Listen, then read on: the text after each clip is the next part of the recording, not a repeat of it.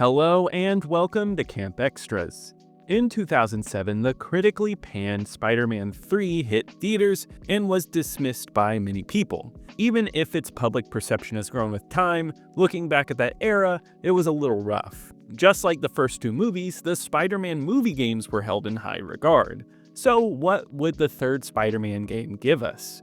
I played the PSP version recently, and let me tell you how I felt about it and give you some history and lasting impact. All footage was captured from a PSP, and let's hop into this one. What do you want? And how'd you get my direct line? You and your paper ruined me. Now it's payback time. I've planted bombs at all the Bugle offices in the city. See you in the funny pages. Hello? Hello? Just what I need today, another whack job. So kid, 2006 was a busy time in the gaming industry, but also one that was stretched out between generations. The PS3 and Wii were on the horizon, and the 360 was already out. But consoles like the PS2 were still strongly supported. On top of that, the DS was strongly popular and the PSP was holding its own. Giant publishers like Activision were spread out, releasing massive games onto as many platforms as possible. So when the movie Spider-Man 3 was slowly building up to its release date on May 4th, 2007, it was inevitable Activision would be revving up for that release. At E3 2006 and throughout the year, the game was shown off to multiple outlets, with Treyarch producing the PS3 and 360 versions and Vicarious Visions handling all other versions. Vicarious was showing off the PS2 and Wii versions, which would be different games than this one. In an interview with Vicarious, they said that they implemented different storylines and features to offer something new between generations. Yet the PSP version would be held out later than every other game version. The release of the next-gen version would coincide with the movie's release on May 4th, 2007, and the reaction was about as mixed as the movie. It got mid-range reviews for the 360 version, but the PS2 and Wii versions got pretty rough reviews. So the PSP version, which would be similar, had low expectations. Coming out many months later, Spider-Man 3 would hit the PSP on October 16, 2007 in North America, a few weeks before the movie's American Blu-ray, DVD, and PSP UMD release. It would see European and Australian releases over the next few months. Personally, I've never touched any version of Spider-Man 3. I do kind of enjoy the movie, so it has nothing to do with that, but this one never landed on my radar. So I'm excited to check out the PSP version and see how it holds up, and let me break it down, starting with the plot. I need pictures for tomorrow's front page. Spider-Man bolts while building burns? But he saved all those people. What's your problem with Spidey, Mr. Jameson? He's a good guy. Good guys don't sell papers. Jameson. Spider-Man 3, since it's based on a movie, does take components of the film into its game, but to stretch it out, they throw in a little more, taking on a plot featuring the Lizard and everyone's favorite, Morbius. It's not quite as detached from the movie plot as it was in the Spider-Man 2 PSP game. Here they try to develop more cutscenes and connections to villains like Venom. You even get the black suit, which you can swap between in the game. The characters from the movie show up in cutscenes, even if they look a little odd. They are there and move the plot forward. It does, however, move through the plot quickly, and the stories of the villains that aren't in the movie feel more like a diversion from the main story. The open world does the same, where it's Spidey just stopping gangs taking over control of New York. It's simple, but it gives the open world stuff more connectivity with the plot.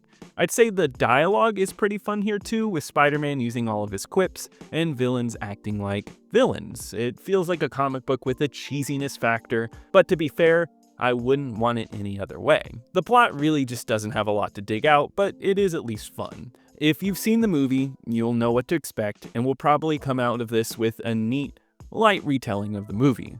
I had some fun with it, and I would say overall it's entertaining.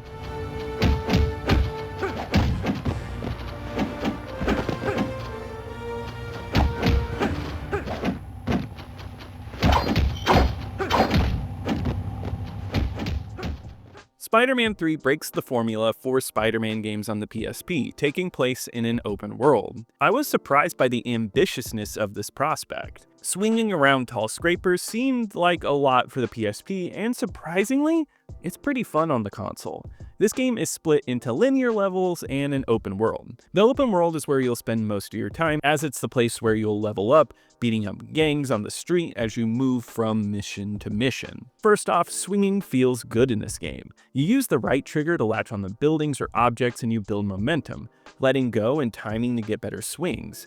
It's a little stiff compared to console Spider-Man games, but I still think it's solid. Swinging in the city feels good, and when you get a nice momentum going, it's fun. However, the wall climbing has issues. Once you climb on walls, the analog nub starts to feel off, and it's hard to determine how you are moving based on the camera's position. Also, Spidey will go from running to slow out of nowhere, making momentum while wall climbing an odd issue. Also, going from wall face to roof sometimes just doesn't work, and you'll fall instead of going over.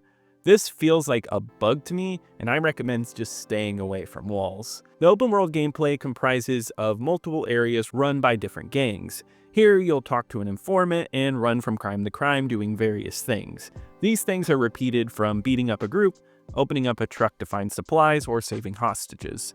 They are quick and easy and have you moving very fast between them, and I never found myself getting tired of them. This game even has a conquest mode that has you doing this in a row for extra XP. It's a little variety between the main missions and it's a nice bit of fun. It works well because the combat is solid. The game has you doing quick combos and fighting waves of enemies. It's easy to hop between them and it has a fun nature to it.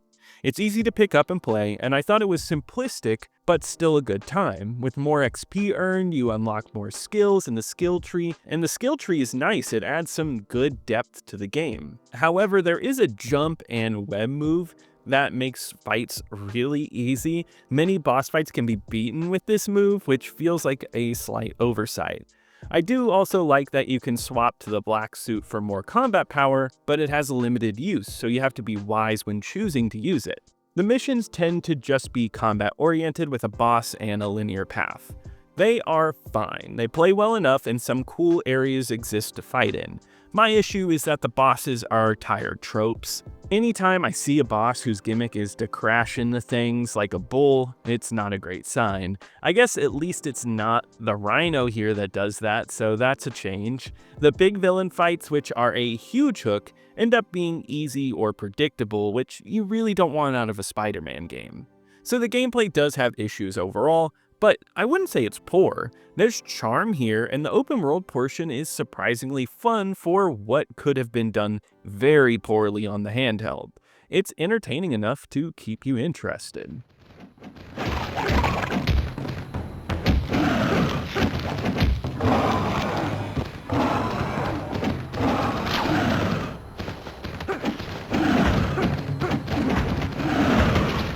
As far as audio goes in Spider-Man 3, it's not bad. The city is filled with ambient noise and comes through the PSP nice and clear. Sounds of kicks and punches all come through, and the music is fine. It's not necessarily cinematic, but rests nicely in the game's background. They captured the swing sound nicely with plenty of thwips and rushing wind. The voice acting is good here too, with many cast members returning to do the voices. Toby here ends up feeling full of life, unlike the last entry. He handles quips well, and characters like Jameson capture the movie's spirit. Though the cutscenes are very messy, the animations are weird and overly animated.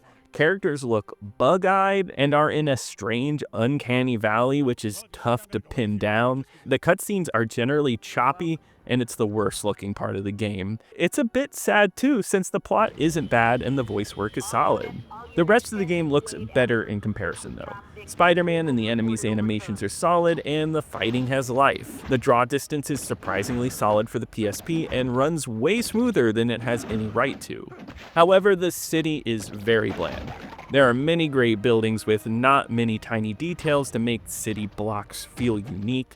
The terrain is relatively flat and empty too. When you're in Central Park, it's easy to tell there is no variation in this game, and to make sure this game ran well, the world needed to be empty. So it's not a great looking world, but it's at least ambitious. I think the missions outside of that make up for that too, with some unique environments that break up the dullness of the open world city. Great work, Spider-Man.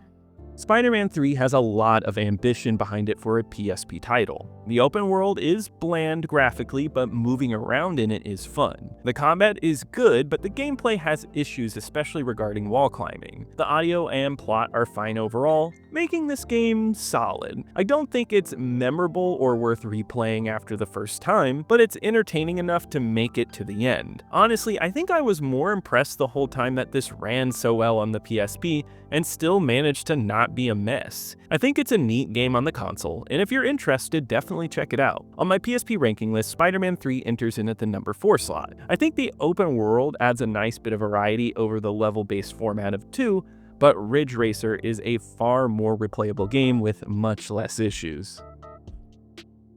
Spider-Man 3 received mixed reviews upon launch. The PSP version scored a 52 on Metacritic. Not many outlets reviewed it, but IGN gave it a 5.3, saying many tasks were meaningless and it didn't feel like a Spider-Man game. All across the board, out of the 7 outlets, this game seemed like a dud. This means that across the board, this game would be a dud for critics, even though the DS version would get some praise. However, this would not be the end for Spider-Man on the PSP, which there would be one more game the following year.